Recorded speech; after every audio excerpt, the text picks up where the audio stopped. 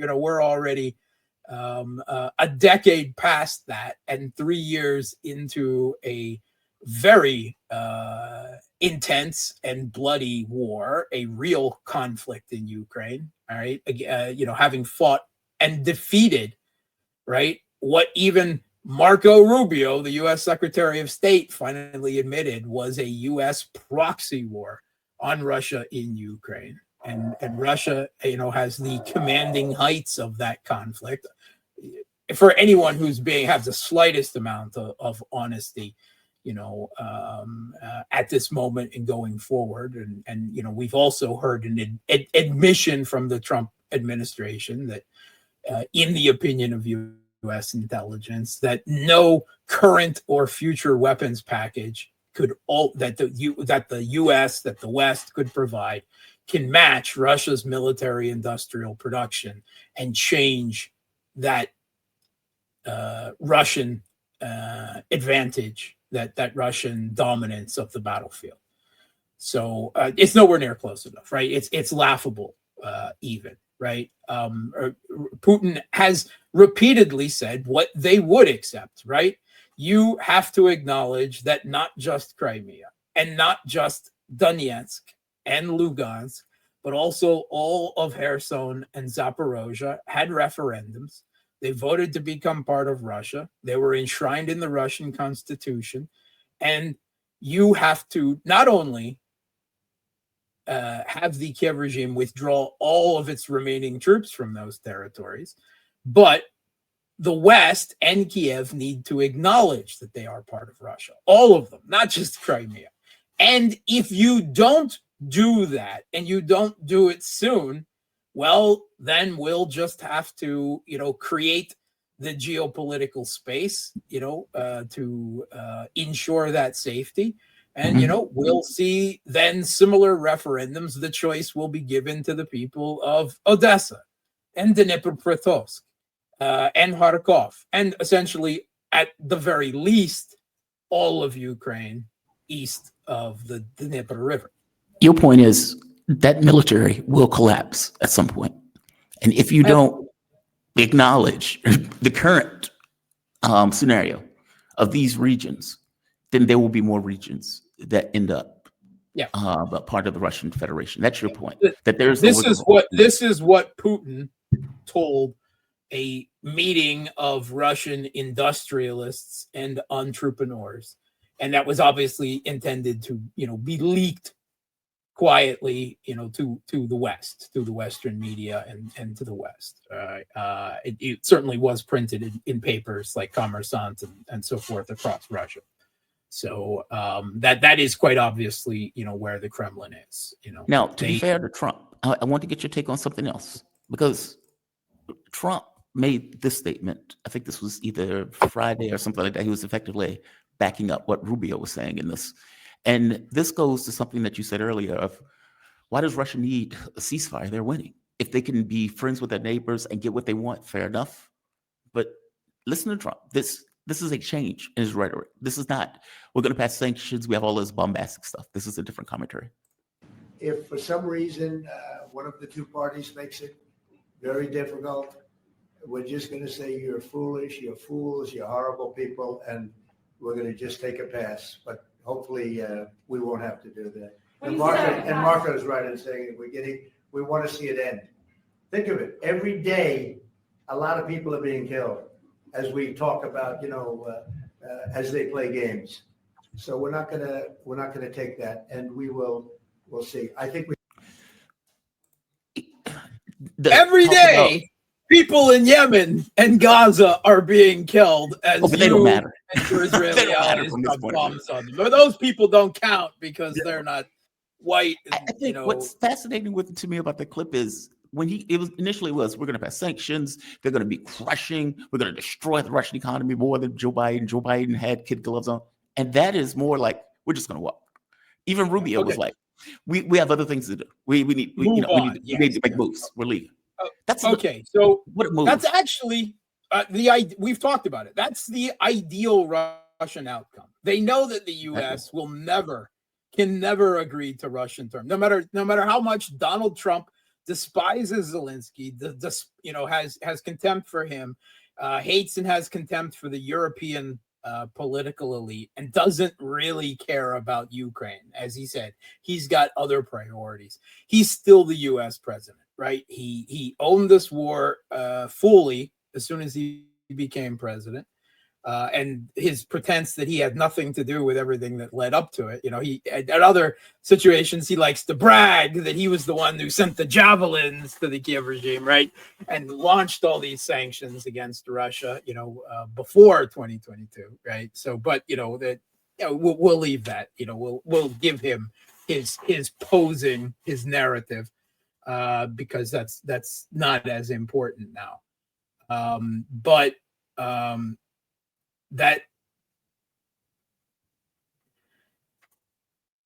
It sounds almost too good to be true. Wait a minute, what you're telling us, if we just don't agree to your ceasefire that we were never going to agree to anyway, then you just walk away, right? It can't be that and we can finish what we want, right? And at the same time, it has to be said that everything that has come out, all right, from the words of Trump himself, they made it sound like if the ceasefire, the diplomatic settlement failed, and the U.S. did walk away, that they would not send more new weapons to Ukraine, right? That they may continue the flow of long-term contracts that the Biden administration had signed with the U.S. military-industrial complex, but there would be no new weapons packages, that there would be no new requests for Congress for money for arms, for new weapon packages for Ukraine. It's that can't be just what it is, because it is a position that gives Russia every incentive to do what they were already planning on doing and just saying no, right? That's Russia being troublesome. Yeah, so okay, whatever you want to call us horrible people, we can take that, right? You always picture us wearing the black hat anyway. We got no problem with that. So there has to be, of course, more to it than that, right? And I see, if the Trump administration does walk away, and a big question, on if that happens, then the likely outcome is that Trump will probably stop, or at least, continue very reduced amount of arms flow to Ukraine. But he will also probably have to throw some additional sanctions at Russia, right? He'll have to, in some way, punish them, right? Even if it's, let's just say it's token sanctions, if the U.S. is capable of anything more than additional token sanctions. But I mean, the U.S. now has a very major trade war that seems extremely ill-considered with China, and the potential of a tariff war with most of the world just on pause now. This threat of, again, him threatening war with Iran if they don't agree to his deal, right? That's a peacemaker Trump again.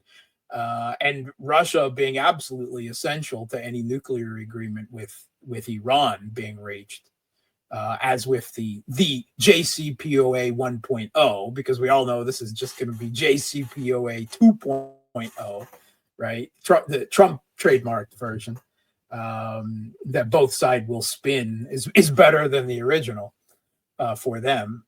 I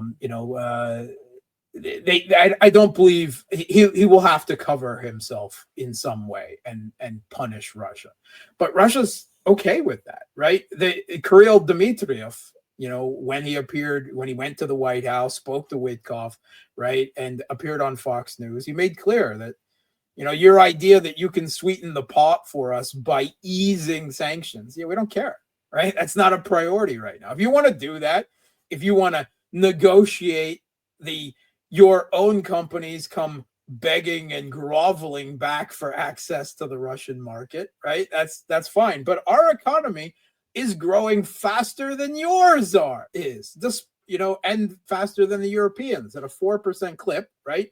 right? It's not 10%, right? But we're experiencing what is a normal peacetime acceptable and good economic growth, despite your existential economic war of sanctions and trying to block us out of global financial institutions and stealing $300 billion worth of our reserves, right, held in Western banks, right? Then it's not a priority for us. We've got geopolitical priorities, right? And we're not going to offer you concessions on those. As you pointed out, there's more. It's not about territory even. It's, you say that the Trump administration agrees now that Ukraine will not be part of NATO. But how do you codify that Russia will believe it moving forward, right? Not just under the Trump administration, but under whoever the next administration and the next administration is, right? And you can't. You have Mark Rutte out here effectively saying, we'll revisit this after a peace is signed. No. There is no. Yeah. It not only has to be guaranteed, it has to be legal. I can't even imagine what would be legally binding, because the Minsk agreements were bound in a UN Security Council resolution that supposedly everyone agreed on. And then it was revealed, that the French and Germans and the Kiev regime just never intended to fulfill it, right? As Merkel said, as Hollande said, it was never meant to be enacted. It was just to buy time for NATO to build up a powerful proxy army in Ukraine. So how do you make Russia trust you again? The response from Russia, from the Russian military, is certain we can't trust them at all. And the only way we can trust them is with taking everything and putting a boot on their neck, right, and dictating terms. That's the plan now. Like, meaning it's the priorities have moved, because initially it seemed to be, okay, we want to stop the war and we're willing to have a deal to stop the war. And so you have the Istanbul agreements, or like you said, we go back to Minsk. We don't want a war to start, so we're going to do Minsk. We don't want the war to continue, so we're going to do the Istanbul agreements. All right, these territories are now ours, but we're willing to make a deal in order to, for our priorities to be met. But are we just at the point where it's like, we don't trust you? And there's no way to ensure that Ukraine remains out of NATO short of taking all of Ukraine, especially with Europe. Europe is fascinating to me because they've decided to run a parallel track to whatever Donald Trump is doing. So Zelensky goes, he gets pat on the head. Oh, he treated you so badly. Yeah, he treated me so badly. And they have almost decided to have this kind of parallel track of everything that Donald Trump is doing. Now, I don't know if they're bluffing. It's not parallel, it's perpendicular. It's completely opposite, right? Yes, it is, right? Like everything they do is meant to make sure that a police settlement, exactly. Right? If you listen to all of them, they're planning to drag this war out as long as possible, right, till 2029 or 2030, and then going to war with Russia directly then when they're better prepared for it. That's what they're talking about. Yeah, so effectively, there is no way to gain a peace because there's no way to... The Kremlin is still, right, of the, if you can meet our demands and convince us, right, try to convince us, we're willing to talk. We're willing to listen. We think that bilateral relations with the U.S., hopefully over your administration, can be improved, right? Regardless of what happens with a Ukraine settlement. That's what Russia, they're on a 2-track diplomatic, right? The bilateral improvement of relations, the settlement of the conflict in Ukraine, right? Diplomatically, even under the assumption that this doesn't work out, we hope that the some improvement of bilateral relations for all of the other important things we need to deal with in the world at a basic diplomatic level, moves forward. But if you don't meet these demands, then we can and we will take them on the battlefield. And at some level, you acknowledge that, even though it's mostly implied and it's not said out loud. And if you want to call us horrible people, that's fine. We think the same of you, right? Whatever. By the way, I think he's talking about Zelensky. I don't know if he's talking about Putin in this.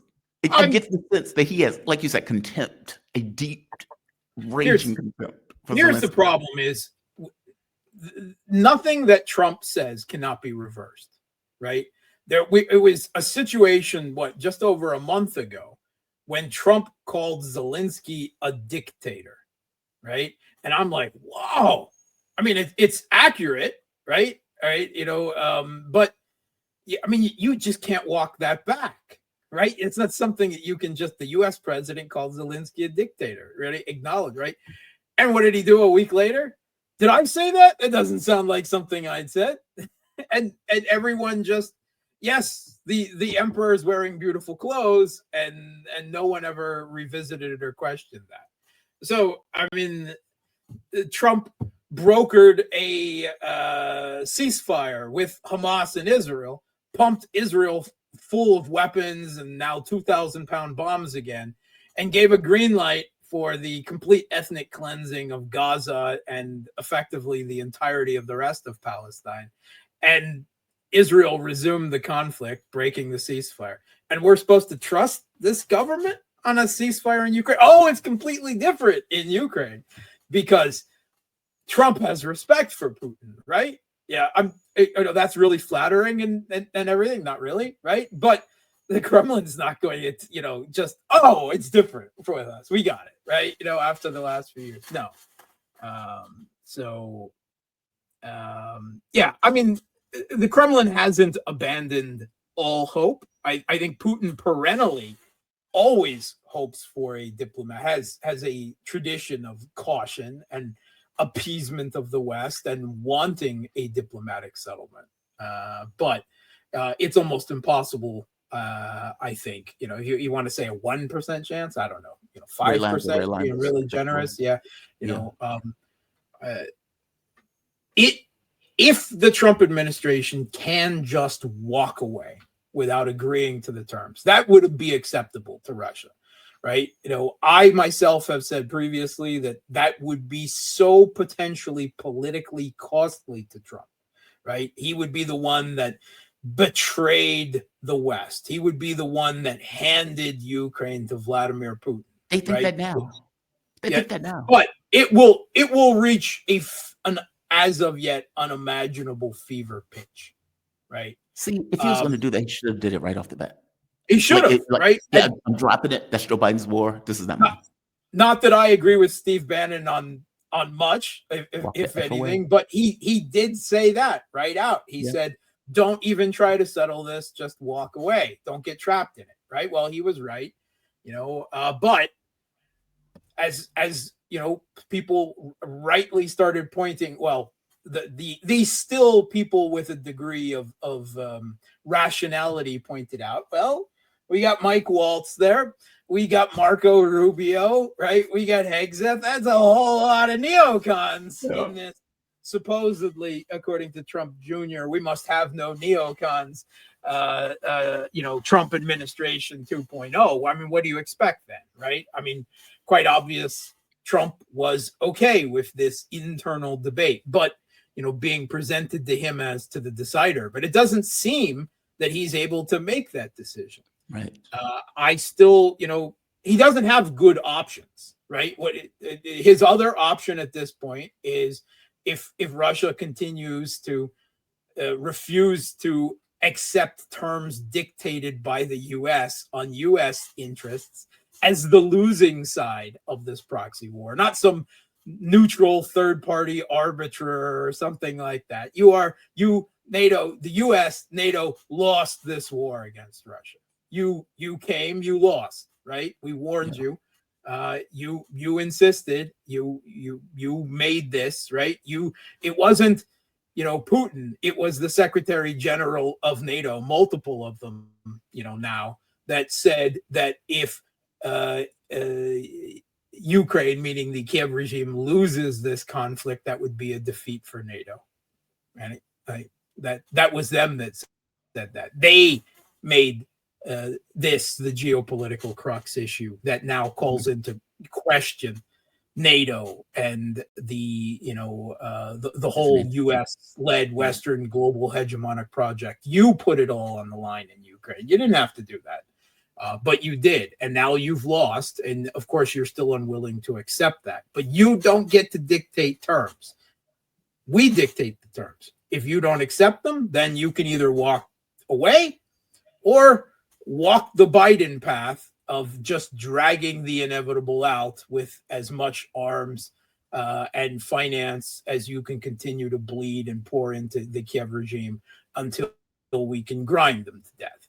But we'll do that eventually too. And then, there won't be any face-saving negotiations. It will be an unconditional surrender, and that this is the facts on the ground, and that's it. Game over. And if Russia doesn't get any long-term peace on its western border as a result of that, well, let's be honest, with the current generation of EU political and foreign policy elite, that was never going to happen anyway. There was no way that this conflict is going to end.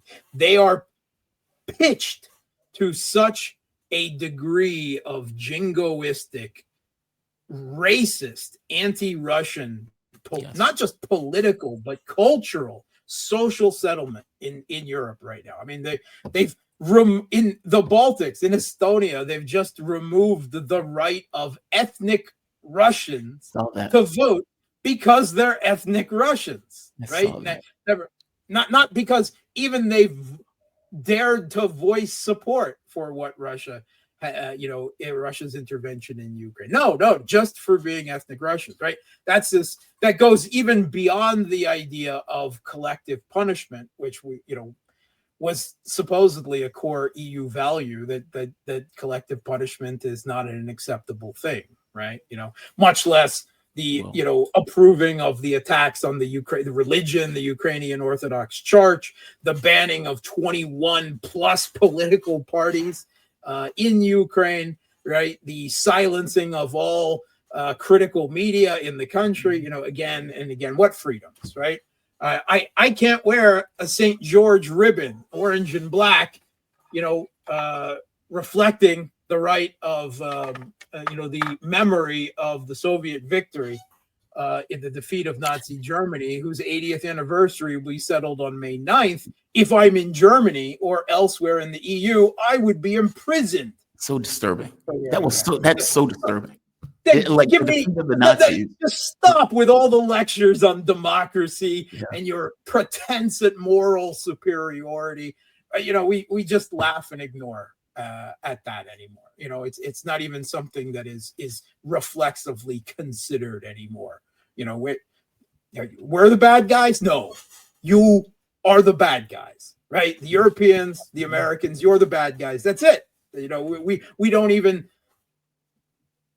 reflexively consider your shrill voices to the opposite.